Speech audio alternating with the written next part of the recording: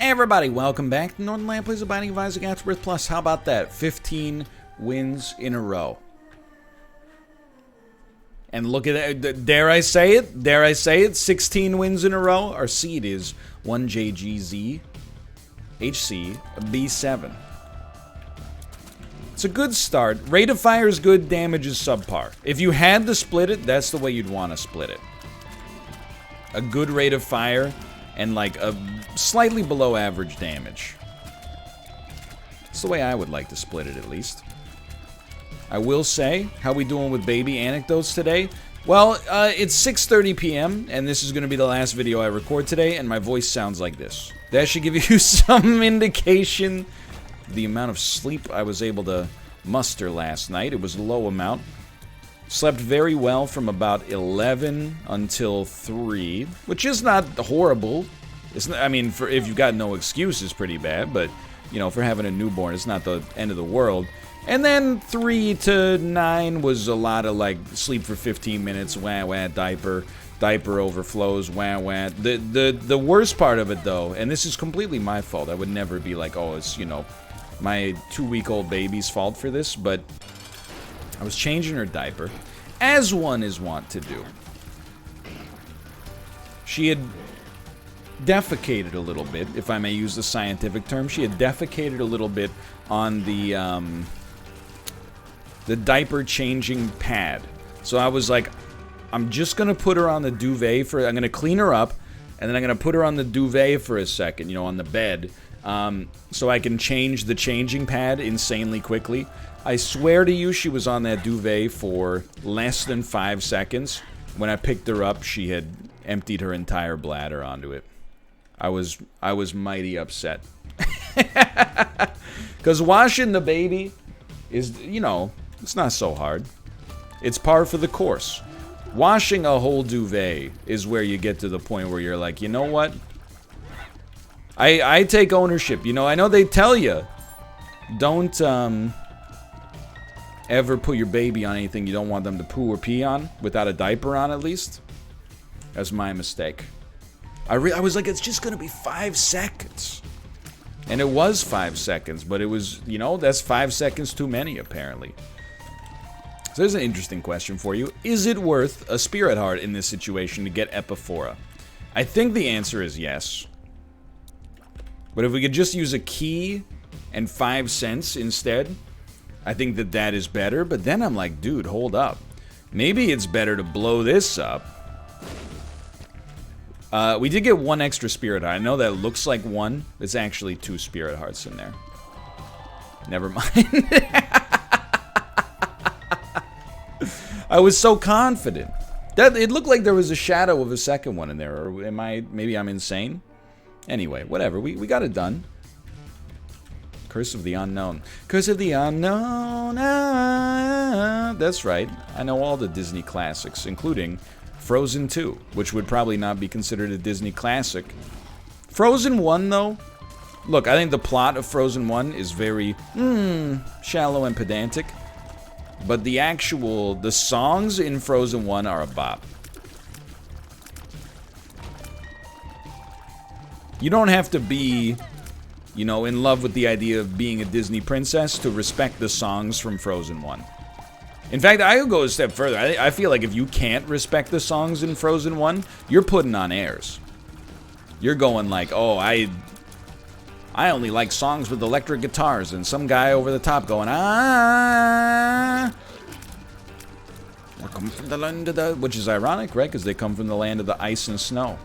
Does it remind you of anything else? Princess Elsa? Don't take that yet. We got 2 HP. Well, Book of Sin is worth taking. That was good diagonal walking. Crackjacks does give you HP. Though, I mean, that hurts. Because Master of Unlocking is like... Well, I wish we had known that that was coming up, because then Guppy's Tail would definitely be worth it. There's always the chance that it's just still open. Okay. That's fine. It's still a good run. We do have a deal with the Devil President. We're actually very happy to see An arcade as well. We should have 2 HP. Crackjacks does give you HP, yes. We should have 2 HP. It's 1.5. Okay. 1, 0. Well, 0.5. Okay, and now we can go to our shop. Probably should go to the shop first, but let's see what else is going on here. Don't really want anything to do with that just yet. So apart from a couple of diaper blowouts, how am I doing? I'm doing... That's a little spooky, but I'm doing well. Can't complain. Settling in nicely with the baby stuff. Even managing to sneak in a little extra work this week versus last week. But I do have to put a limit on myself, to be honest with you. I recognize it. Because, like, you know, in order to stay... Like, the minimum I have to do in order to stay... I don't want to say ahead, but, like, in order to stay on the level... is 3 videos a day. But in my head, I'm like, well, if I do 3 videos a day, that means I have to do 3 videos tomorrow. I'd rather build up a little backlog so I got the opportunity to take a little bit more... Bro. A little bit, you know, like, if something comes up tomorrow, then I had created the space. You know what I mean? So then I'm like, okay, well, I gotta do 6 videos, but then I also gotta stream. And before you know it, like, when you're crunching the numbers, you're like, very soon... I will just be back at, you know, working too much. So I recognize the folly within myself to do that. And I'm trying to pull back from it, especially because this is a very special time, obviously. It's hard to fight the desire, though. It's weird. It's hard to explain. I think people get it, but...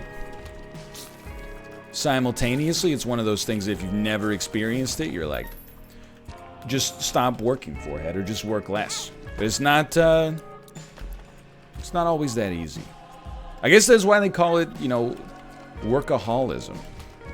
You know, they don't call it, like, enjoys working. They're like, it's maybe not analogous, but it has some analogous traits to a chemical dependency. Let me out, please. But regardless, I don't want you to listen to that and think that I'm, like, not spending time with our child. Like I said, between 3 a.m. and 9 a.m., we watched Starship Troopers together. It's one of her favorite movies already. I mean, she's been introduced to some good stuff. We watched 12 Monkeys, we watched Starship Troopers, and the Lord of the Rings trilogy.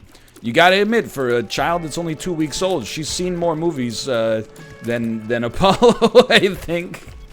Now, it doesn't always look at them, you know, sometimes she's looking up at the ceiling, or, you know, she's got her eyes closed, but, you know, she's just resting. She's still picking up on the audio. Which might not be the best thing for Starship Troopers when you consider that the audio in Starship Troopers is a lot of, like, ah! Anyway, you know why I'm here, or something. It's good eats. What am I doing right now? I'm playing Isaac. How about you? It's been a very cursed day for video games, just to be 100% honest with you. Like, I actually did have one really good Spelunky 2 run on stream today, but on video, it's been bad. Oh, dude, Fall Guys is making me want to lose my freaking mind. I'm finally, like, I think I understand so much more gamer rage than I did before I was into Fall Guys. Because I don't think I've, at least not for a while, like in my adult years, have I ever been good enough in a game to be, like, very upset with changes. I'm still not very upset, you know, I got, like, you know, other stuff going on in my life, obviously. But I'm like, man, it's like...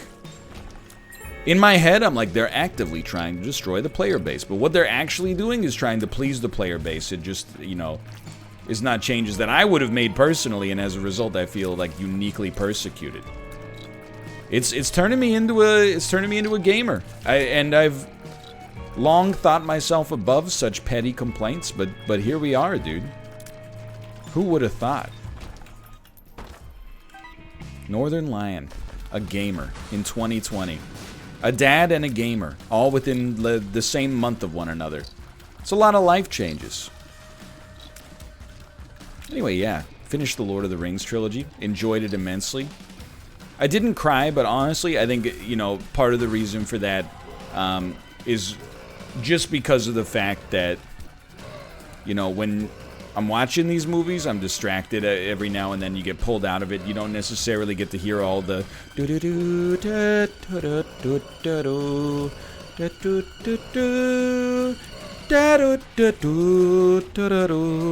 you don't necessarily get to pick up on all those, you know, because you're changing diapers and feeding. But I still enjoyed them immensely, don't get me wrong. I just think a little bit of the emotional punch was lost to no fault of their own, to be clear.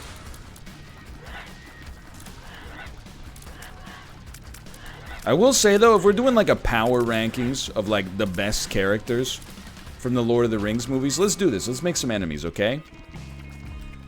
As a kid, 100% I was like, Gimli's my guy. As an adult, I realized that Gimli in the movies, I have read the books, but Gimli in the movies is kind of like the Jar Jar Binks of the Lord of the Rings trilogy. Like, everything he says is only to generate laughter. Which is fine. I don't hate laughing most of the time. But, I say most of the time, because there's times when you hate laughing. You know, if you're at, like... I mean, when we were at Josh's wedding, and then the officiant was like, can I get everybody to put their hand out like this? We need to generate as much spiritual power for the bride and groom as possible. I was like, alright, that's funny. I don't care. I'm not making fun of the belief system in play here, but just that he wants us to do what? To channel a spirit bomb? Okay, sure, let's do it.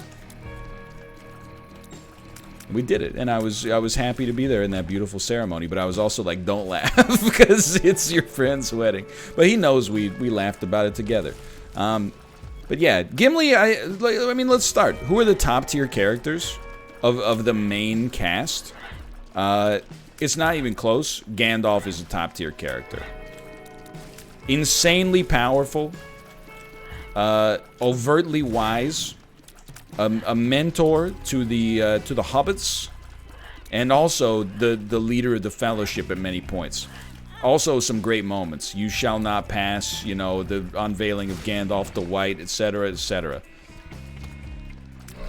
Also in the top tier, and I didn't respect him enough as a teenager or a preteen. I didn't respect him enough, but as an adult, I'm like, dude, Aragorn, he's a cool guy. I think as a kid, I was like, he's boring. He doesn't even have, like, pointy ears or whatever. As an adult, I'm like, this character was well done. Apart from that, I'm going to hit you with not a controversial one. I would probably put Samwise Gamgee in the top tier. Let's round out that top tier with a little Samwise Gamgee. A pure character. Honestly, basically has the magical power of purity. He was the only character in the whole film series who appears to be immune to the temptations of the ring. Now, the Hobbit story of actually doing the walk into Mordor is not necessarily my favorite stuff. Like, my favorite plots in the movies are the Aragorn, Legolas, Gimli, you know, like, let's get involved in some cool battles sort of stuff. But you gotta give Sam some credit. Not to mention, Sam essentially, I would say either mortally wounds or at least does some serious damage to the spider known as Shelob. And orchestrates Frodo's escape from the Tower of Barad-dûr in Mordor. So I give, I mean, Sam, look, I give him a lot of credit. Plus, as soon as he got back to the Shire, he undergoes character development. They're all drinking. Sam is like, no longer am I going to be the guy who sits around. He puts a ring on Rosie, and a ring around the Rosie. That would have been such a better thing to say off the cuff. So that's my, like, S tier. In the A tier, this is where it gets a little complicated. Oh, finally. We needed, like, a good damage item. Especially with Epiphora, I feel like we can get some great stuff done here. I think... honestly, Legolas is okay. Like, I would put him... oh, we should have used that earlier. I'd put him in the A tier. I know you might be thinking, like, he deserves to be higher. I mean, I'm putting him higher than Gimli. Let me put it that way. Why is he in the A tier? He, very memorable. Skilled fighter. Cool moments. I mean, it's a little... like, people on Twitter were like, it's a little extra. in the Two Towers at the Battle of Helm's Deep, where he uses a shield as a skateboard, skateboards down the stairs while also still shooting arrows. But you can't deny that it got the job done. Why is he not in the very top tier? In the first 2 movies, he says like less than 10 lines total. And the movies are like 6 hours long. I'm sorry, unless you find yourself with like near main character status, it's going to be really hard for you to find yourself in the S tier. I would also say, I never know which of the hobbits is Merry and which of the hobbits is Pippin. Who's the one who looks into Saruman's dark orb? I'm going to put him in the A tier as well. Because he actually like does some stuff. The other hobbit that's like played by the guy from Lost, he really does nothing in any of the movies, which is fine. You know, I'm not sweat. It doesn't take away from the experience, really. But, like, what does he do? He helps negotiate that the Ents will not join the war. And then, through no fault of his own, they start to get involved. You know, I don't mean fault, but, like, to no credit of his own, I should say. And then, in the third movie, he kind of, like, he rides into battle with Eowyn. Yowen, I don't know how you pronounce it, dude. And I think he slashes the Witch King of Angmar in the knee. So you know what? I mean, I'm not saying that's not an accomplishment, but you had 3 movies. All you managed to do is hit the Witch King of Angmar in her knee, or in his knee, and then Eowyn does the "I am no man" sort of thing. I don't know. I'm not that impressed. But the other one, the one that's not played by the guy from Lost, he gets up to some shenanigans. He looks into the Palantir from Saruman's castle at Isengard. He does say an iconic line. I don't think he's heard of second breakfast. He does some stuff. He's the steward of Gondor at times. I respect that. I'm putting him up there. Now we get down to the B tier. I gotta put Gimli in there. I'll give Gimli a little bit of respect. He do be chopping. But the rest of his lines, like when Gimli's not fighting, he's basically just like, I'm hungry. I have a beard. Like that's his whole character, is having a beard. Which is hilarious to me because he's played by like one of the most serious actors in the trilogy. But you know what? It was probably a lot of fun. I hate to say it. You gotta put Frodo in like the C to D tier. I know that you're gonna like. Here's the question I got, okay? I understand that Frodo was corrupted by the ring, but the dude for real got mind fricked by Gollum. Gollum convinces him that Sam is his enemy instead of his friend. First off, Sam is the purest being in the whole trilogy. He hesitates for but a moment, but he does give the ring back to Frodo. Even Gandalf says, do not tempt me with that ring, Frodo. With it, I could have powers unimaginable that I dare not think of. Even Gandalf, the pure mentor, is not as pure as Samwise Gamgee, okay? And yet, like, to get gaslit into thinking that guy is your enemy is one thing. But Gollum, literally, like, he's like the least trustworthy character in any piece of media in history.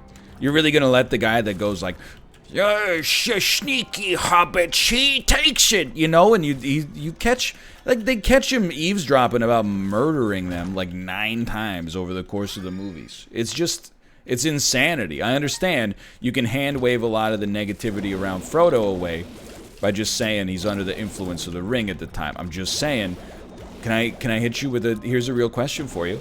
Why couldn't Sam carry the ring? Oh my god. They do cover it in the movies, but it's an answer that honestly does not compute for me. Sam cannot carry the ring because it was assigned to Frodo. Okay, reassign it to Sam. He's a better candidate as a ring bearer. I don't think carrying the ring plays to Frodo's strengths. I think Sam should carry the ring with his incorruptible spirit, and Frodo should haul all the Lembas bread around. You know, Sam's role in the whole... Even in the third movie, when they're fighting like orcs and giant spiders, that man is still carrying like 9 pots and pans on his back. It's madness. He's so disrespected. Every time he gets knocked down in that trilogy, you just hear a clattering of pots and pans. I think Frodo should have carried a little bit of the pots and pans, and Sam himself could have borne the ring. I'm being 100% straight up with you. I'm not messing with you in the slightest, to be clear. Hold on, I have a prompt on my PlayStation 4 here. I don't know what I've done. It's frozen. Okay, whatever. I'm just saying. Can somebody tell me if there's a good reason why Samwise Gamgee can't carry the ring?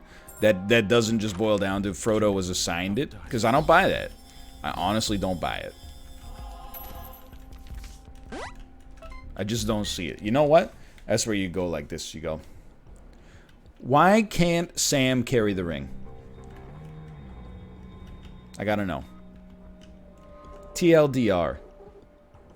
Why didn't Sam just destroy the ring? No, you're putting the cart before the horse on that one.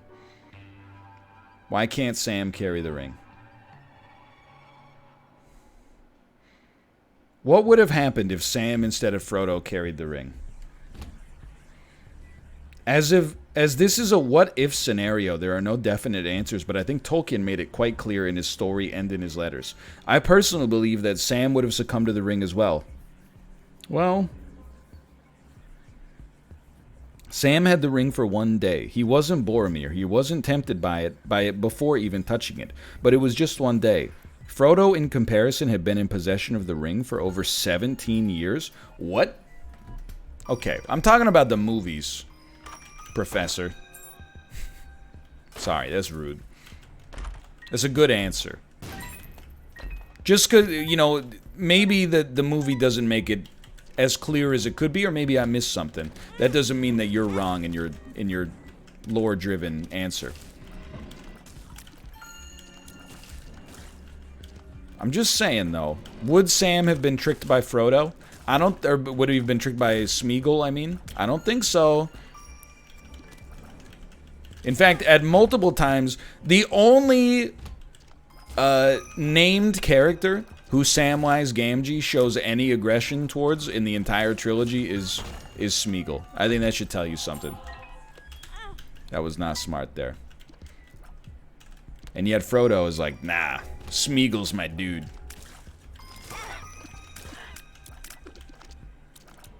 Should have just broken his neck at some point. Anyway, where was I going with this? There's other characters. Like, Saruman's pretty cool.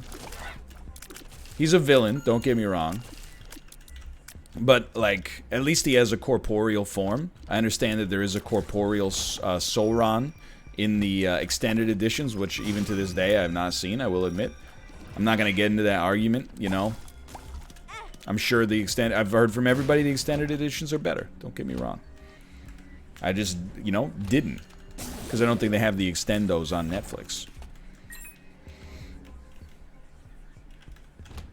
What else we got going on?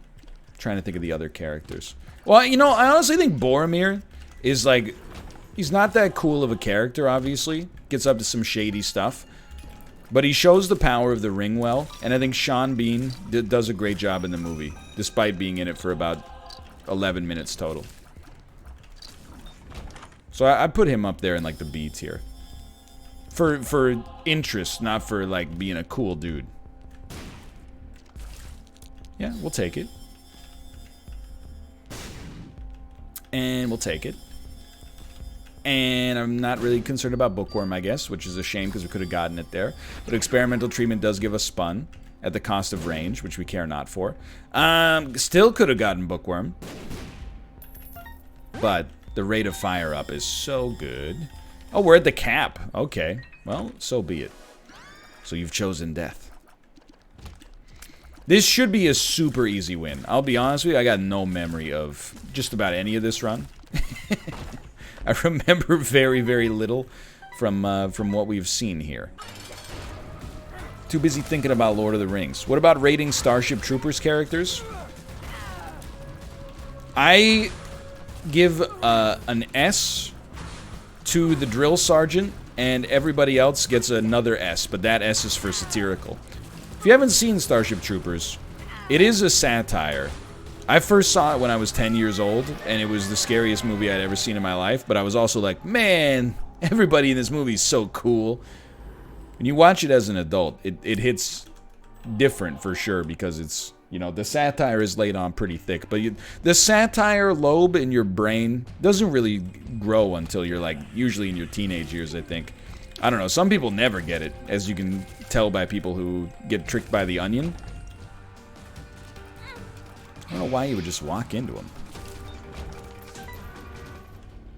Is that a tinted rock? It is. Anyway, I hope you're doing well out there. It's hard to believe. I know, I'm not trying to just mess with you here. It's hard to believe it's like almost November. Just standing still again. Like, that's absurd. I know I've said it, I think I said it last video, or maybe like in the last recording batch, but like, this year has simultaneously been 10 years long, and also, at the same time, has not even taken place. That's really the way I feel about it, is I'm like, 2020, like, it hasn't come to pass yet. But then, at the other hand, when people say 2019, in my head, I'm like, 2019? That's ancient history, dude. We were so naive back then. To be fair, a lot of stuff happened this year. Changed infinitely more diapers so far in 2020 than I did in 2019. Or from, you know, 1988 to 2019, to be honest. Yeah, I mean, I don't think I'd ever changed a diaper prior to this. Had no younger siblings. You know, no young cousins I took care of or anything like that. And it's like one of those things, you know, if you have family over to take care of, like, you know, to help you take care of an infant, you'll let them, you know, do some bottle feedings and, you know, fold your laundry maybe. You're not going to be like, hey, get a nose full of this. I mean, you might have to. Maybe we'll hit that point eventually, but for now, I'm like, that's the last chore. Like, that's the chore we're going to do ourselves as often as is possible. We're not going to outsource that one to TaskRabbit. Although, you got me thinking. You can get someone over to change a diaper on demand for under $5.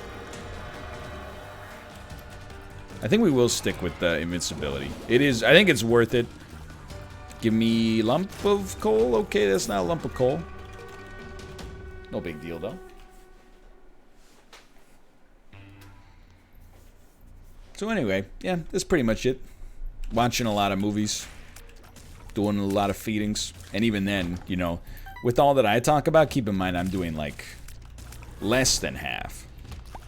Some days it's like 49.9, but some days it's like a third or 25%. So it's not that I'm complaining to begin with, but just keep in mind, you know, for perspective. It's a lot of, not a lot of work necessarily, but a lot of attention for sure. How we doing in Isaac? I mean, this will be win 16, is that correct? I'm still impressed, but I'm definitely starting to fade into that mindset now of, like, don't get me wrong, 16 wins in a row, I'm not going to be upset, but no longer, like, I think we've exited the excuse period where we can be like, oh, sorry, I didn't win in a video game. I was busy raising a human being. In some ways, you know, some people lean on that excuse for, like, their entire lives. I'm getting very ready to answer, like, every question with these 3 words. As a father, I think it carries a little extra weight, right? I'm being a little facetious, but also... Mostly, I bring it up because I know it's annoying. And I think there's something delightful in being just a little bit annoying. Like, when someone is extremely annoying, and they don't know they're being annoying... That's horrible.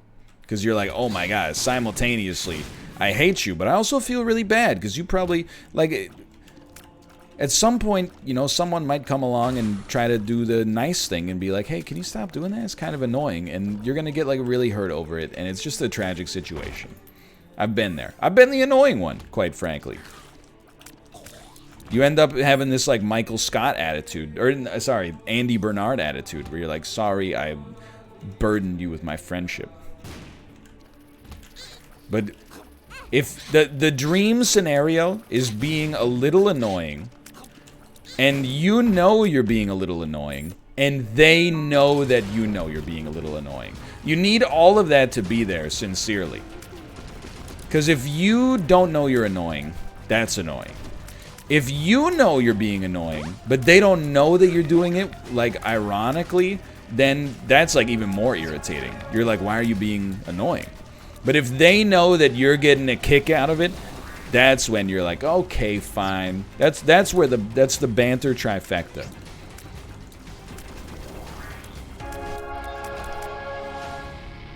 Like, for example, if I tweeted the word woof to Apollo, and I didn't know that that was annoying, that would be annoying. If he didn't know that I knew it was annoying, it would be annoying. He'd be like, what's wrong with this guy? Because he well, I mean, it helps that he knows that I'm, like, a good guy to begin with, I guess. Or at least I like to think I am. Well, I think that makes you a good guy. Well, I think it makes you potentially a good person. I mean, I don't know. I mean, you're a good person but via the way you act, I suppose. And the way you treat other people, not by the way you describe yourself. But I feel like people who are good people describe themselves as, like, I think I'm a good person. They don't say it definitively because, you know, you're taking away other people's agency to know. Maybe I don't know what I'm talking about, though.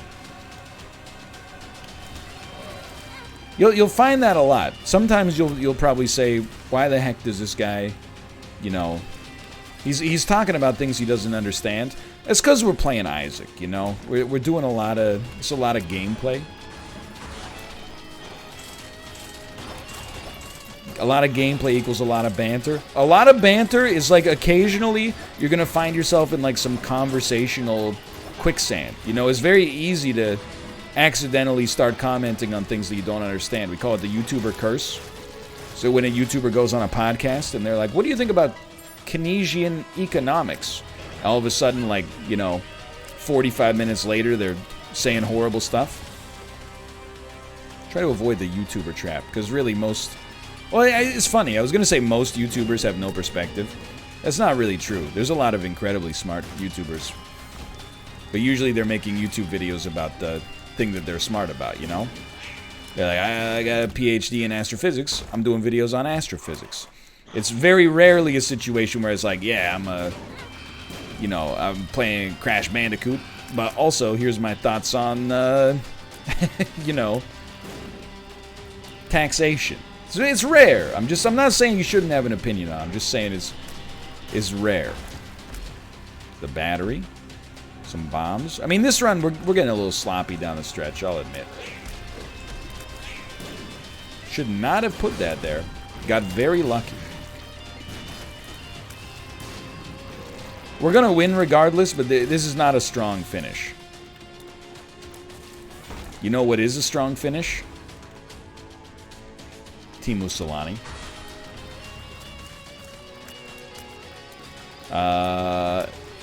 Eli Tolvanen. That guy in the Winter War who accidentally took all of the government-issued meth that he was supposed to get, and then, you know, they found him like 3 weeks later eating squirrel corpses, but otherwise relatively fine. That's a strong Finnish person.